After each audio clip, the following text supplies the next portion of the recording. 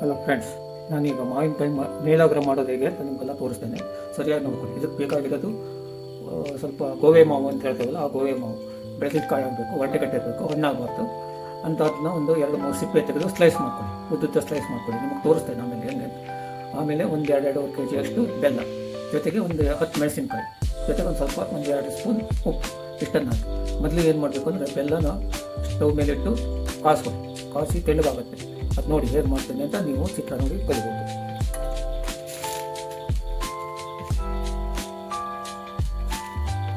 ನೋಡಿ, ನಾನು ಈ ಬೆಲ್ಲ ಹಾಕಿದ್ದೇನೆ. ಬೆಲ್ಲಕ್ಕೆ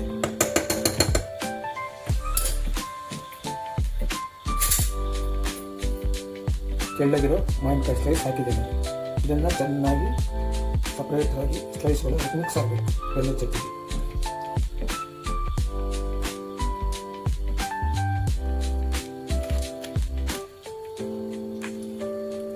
ಹೀಗೆ ಒಂದು ಅರ್ಧ ಗಂಟೆ ಕುದಿಬೇಕು. ಕುದ್ದ ಮೇಲೆ ಇದೇನಾಗುತ್ತೆ ಅಂದರೆ ಪಾಕ ಬರುತ್ತೆ.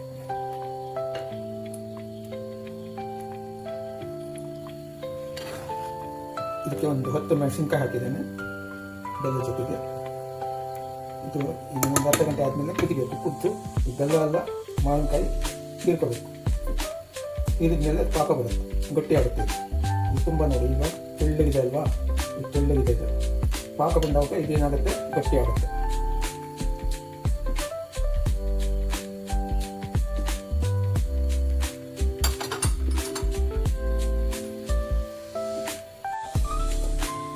ಈಗ ನೋಡಿ ಕುದೀತಾ ಇದೆ. ಪಾಕ ಬರೋ ಇನ್ನೊಂದು 10 ನಿಮಿಷ ಬೇಕಾಗುತ್ತೆ. ಇದು ಇದೆಲ್ಲ ಮಾವಿನಕಾಯಿ ಸ್ಲೈಸು ಬೆಲ್ಲ ಪಾಕವನ್ನು ಸರಿಯಾಗಿ ಹುರ್ಕೊಂಡಿದೆ. ಒಂದು ಸ್ವಲ್ಪ ಕುದಿ ಬರಬೇಕು. ಕುದಿ ಬಂದಮೇಲೆ ಏನು ಮಾಡಬೇಕಪ್ಪ ಅಂದರೆ, ಈ ರೀತಿ ಒಂದು ಬೋಲ್ ತೊಗೊಳ್ಳಿ. ಬೋಲಲ್ಲಿ ನೀರು ಹಾಕಿಟ್ಕೊಳ್ಳಿ.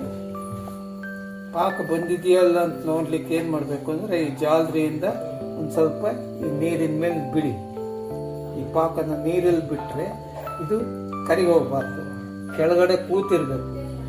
ಈಗ ಗಟ್ಟಿ ಮಾಡಿದರೆ ಕೈಯಲ್ಲಿ ಅಂಟಬೇಕು, ಕೈಗೆ ಸಿಗಬೇಕು. ಈಗ ಸಿಗ್ತಾ ಇಲ್ಲ. ಅದರಿಂದ ಇನ್ನೊಂದು ಸ್ವಲ್ಪ ಕುದಿ ಬಂದಮೇಲೆ ಮತ್ತೊಂದು ಸರ್ತಿ ಟ್ರೈ ಮಾಡೋಣ. ಅವಾಗ ಇದಕ್ಕೆ ನಾನು ಮಾವಿನಕಾಯಿ, ಬೆಲ್ಲ ಮತ್ತು ಮೆಣಸಿನ್ಕಾಯಿ ಇಷ್ಟೇ ಹಾಕಿರೋದು. ಆಮೇಲೆ ಇನ್ನೊಂದು ಸ್ವಲ್ಪ ಟೈಮ್ ಬಿಟ್ಟು 1-2 ಸ್ಪೂನ್ ಉಪ್ಪು ಹಾಕ್ಬೇಕಾಗುತ್ತೆ. ನೀವು ಮಧ್ಯೆ ಒಂದು ಸ್ವಲ್ಪ ಕಡಿಮೆ ಆಯಿತೋ ಜಾಸ್ತಿ ಆಯಿತೋ ಟೇಸ್ಟ್ ನೋಡ್ಕೋಬೋದು. ನೋಡಿಕೊಂಡು ಉಪ್ಪು ಬೇಕಾದ್ರೆ ಹಾಕ್ಬೋದು. ಖಾರ ಜಾಸ್ತಿ ಬೇಕಾದವರು ಮತ್ತೊಂದಿಷ್ಟು ಜಾಸ್ತಿ ಮೆಣಸಿನ್ಕಾಯಿ ಕಟ್ ಮಾಡಿ ಹಾಕ್ಕೋಬೋದು. ಇದಕ್ಕೆ ಇದು ಸುಮಾರು ನೀವು ಕರೆಕ್ಟಾಗಿ ಮಾಡಿಟ್ರೆ 6 ತಿಂಗಳವರೆಗೆ ಇರುತ್ತೆ. ಮಕ್ಕಳಿಗೆ ತುಂಬ ಇಷ್ಟ ಇದೆ. ನಿಮಗೆ ದೋಸೆಗೆ, ಮಜ್ಜಿಗೆ ಅನ್ನಕ್ಕೆ ತುಂಬ ಫೇವ್ರೇಟ್ ಆಗಿರ್ತದೆ. ಎಲ್ಲ ಮಾವಿನಕಾಯಿ ಬರಲ್ಲ ಇದಕ್ಕೆ.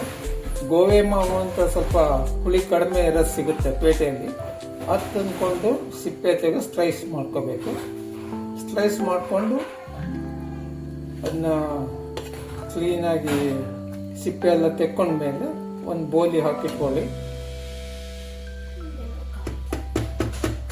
ಯಾವಾಗಲೂ ಈ ಉರಿ ಇರೋದು ಸ್ವಲ್ಪ ಸಣ್ಣ ಉರಿಲೇ ಇರಬೇಕು. ಜಾಸ್ತಿ ಉರಿ ಇದ್ದರೆ ಈ ಬೆಲ್ಲ ಎಲ್ಲ ಉಕ್ಕಿ ಹೊರಗಡೆ ಹರಿದು ಹೋಗ್ಬಿಡುತ್ತೆ. ಆಮೇಲೆ ಮೈ ಕೈ ಮೇಲೆ ಬೀಳೋ ಹಾಗೆ ಎಲ್ಲ ಮಾಡ್ಕೋಬಾರ್ದು, ಹುಷಾರಿಂದ ಮಾಡಬೇಕು. ಎಲ್ಲ ಸುಟ್ಟು ಗಾಯ ಆಗಿಬಿಡುತ್ತೆ, ತುಂಬ ಬಿಸಿ ಇರುತ್ತಲ್ವ, ಹಾಗಾಗಿ.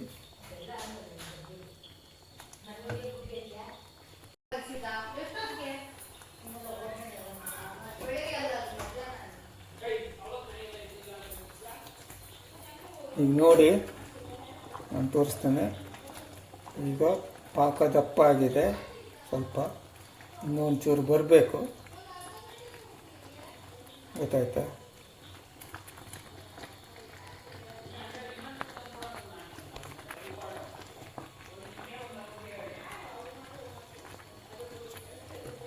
ಒಂಚೂರು ದಪ್ಪ ಬರಬೇಕಿದು. ದಪ್ಪ ಆಗಿದೆ. ಈಗ ಬಂದಿದೆಯಲ್ಲ ನೋಡಲಿಕ್ಕೆ ಒಂದು ಸ್ವಲ್ಪ ನೀರಲ್ಲಿ ಬಿಟ್ಟು ನೋಡಿ. ಪಾಕ ಗಟ್ಟಿ ಆದರೆ ಇದು ಸ್ವಲ್ಪ ಕೂತಿದೆ. ಈಗ ನಿಮಗೆ ಕಾಣ್ಬೋದು. ಈಗ ಇನ್ನೊಂಚೂರು ದಪ್ಪ ಕೂರಬೇಕು ಕೂತಾಗ. ಇದ್ರ ನಡುವೆ ನಾವು ಏನು ಮಾಡಬೇಕು ಅಂದರೆ ಒಂದು ಸ್ವಲ್ಪ ಉಪ್ಪು ಹಾಕಿ ಉಪ್ಪನ್ನು ಇದಕ್ಕೆ ಸೇರಿಸ್ಬೇಕು. ಸ್ವಲ್ಪ ಮಾವಿನಕಾಯಿ ಹುಳಿ ಇರುತ್ತಲ್ಲ, ಹಾಗಾಗಿ ಸ್ವಲ್ಪ ಉಪ್ಪು ಬೇಕಾಗತ್ತೆ, ಇಲ್ಲಾಂದರೆ ಟೇಸ್ಟ್ ಬರಲ್ಲ. ನಾನು 2 ಚಮಚ ಉಪ್ಪು ಹಾಕಿದ್ದೀನಿ. ಉಪ್ಪು ಹಾಕಿ ಮತ್ತೊಂದು ಸರ್ತಿ ಎಲ್ಲದನ್ನ ಮಿಕ್ಸ್ ಮಾಡಿ ಕ್ಲೀನಾಗಿ ಮಿಕ್ಸ್ ಮಾಡಬೇಕು.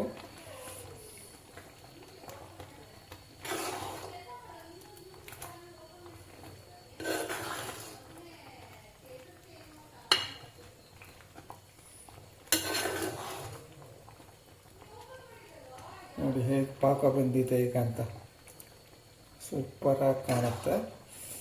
ಹಾಗೆ ಇದು ತಣ್ಣಗಾಗೋವರೆಗೆ ಏನು ಮಾಡಬಾರ್ದು.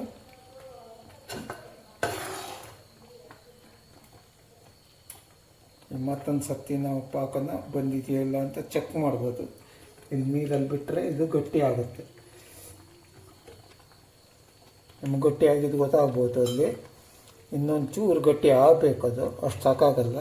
ಹೀಗೆ ಇದು ಮಾಡಿದರೆ ಸ್ವಲ್ಪ ಉಂಡೆ ಕಟ್ಟಬೇಕದು. ನೋಡಿ, ಇದು ಕರಿಗೆ ಹೋಗ್ಬಿಡುತ್ತಲ್ವಾ, ಇದು ಕರಿಗೆ ಹೋಗಬಾರ್ದು.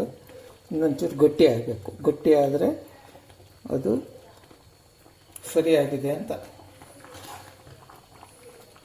ನೀವು ಸ್ವಲ್ಪ ಪಾಕ ಬಂದ ಮೇಲೆ ಬೆಂಕಿನ ಉರಿನ ಚೂರು ದೊಡ್ಡ ಮಾಡ್ಕೋಬೋದು, ಅದು ಕರಿಯಲ್ಲ ಬೆಲ್ಲ. ಆಮೇಲೆ ಒಬ್ಬರು ನಿಂತ್ಕೊಂಡು ಅದನ್ನ ಮಗುತ್ತಾ ಇರಬೇಕು, ಯಾಕೆಂದರೆ ಗಟ್ಟಿ ಆಗಿಬಿಟ್ರೆ ಆಮೇಲೆ ತಿನ್ನೋಕ್ಕೂ ಬರಲ್ಲ, ಹಾಗಾಗಿಬಿಡುತ್ತೆ.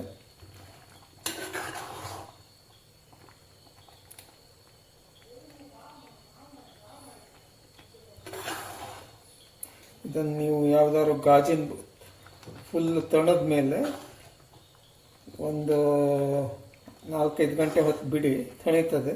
ತಣದ ಮೇಲೆ ಯಾವುದಾದ್ರು ಗಾಜಿನ ಬಾಟ್ಲಿಯಲ್ಲಿ ಹಾಕಿಡಿ. 3 ತಿಂಗಳಾದರೂ ಏನೂ ಆಗೋದಿಲ್ಲ. ನೀವು ಬೆಳಗ್ಗೆ ತಿಂಡಿಗೆ, ಊಟಕ್ಕೆ ಎಲ್ಲವಕ್ಕೂ ಉಪಯೋಗಿಸ್ಬೋದು ಇದನ್ನು.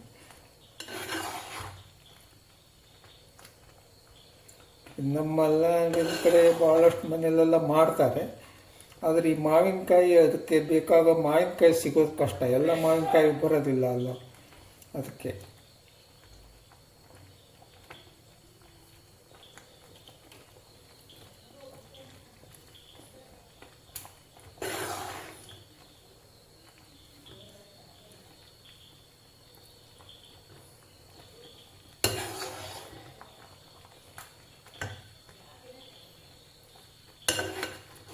ನೋಡಿ ಕಲರ್ ಎಷ್ಟು ಸೂಪರ್ ಬಂದಿದೆ. ಇದು ತುಂಬ ಚೆನ್ನಾಗುತ್ತೆ.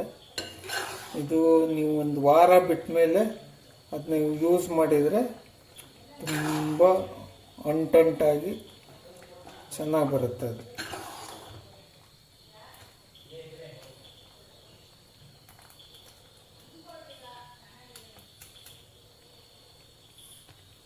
ನೀವು ಮಾಡಿ ನೋಡಿ,